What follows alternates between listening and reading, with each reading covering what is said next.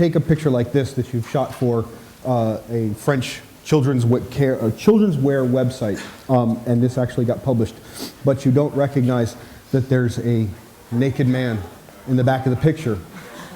That's common sense. And I don't intend to be the Jeff Foxworthy of common sense deficit disorder, but it affects people everywhere. There's entire industries that are built around common sense deficit disorder. But it's when it hits the commerce and it hits the business world and your common sense deficit disorder really pisses people off. Like the Gap ad, like the Kenneth Cole ad, like the StubHub ad. There are too many. I couldn't put all of them on one screen. When you have the responsibility to be the voice of your brand and you quit, if you're responsible for that person, change the password. Don't let people do things like this. But most importantly, don't lie. Because just like everybody in this room, the rest of the world, when you put a statement out there, we can check it now.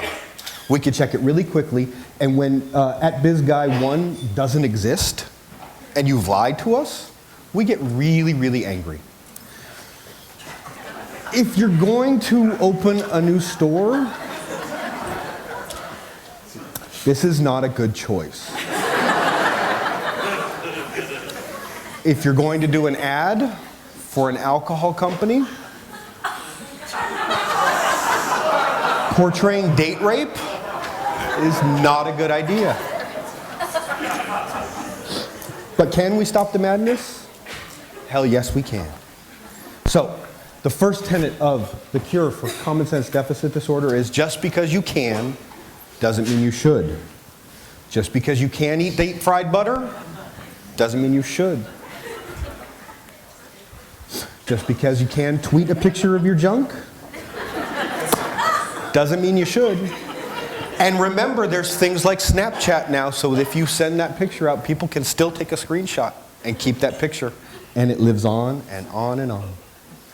If it sounds too good to be true, it probably is. We have all gotten these emails from somebody representing a Nigerian member of the Nigerian royalty for $30 million. People still click. They still want their share of that $30 million. People also believe that buying derivatives, as we talked about earlier, and packaging debt and shuffling it around is not going to have any ill causes. But there's hope. There are really smart people out there, and I just wanted to call them out because we're going to get to hear from them later today. Warby Parker. I used to spend $1,000 on a pair of glasses. Never again. Etsy. We're going to get to hear an update from Etsy.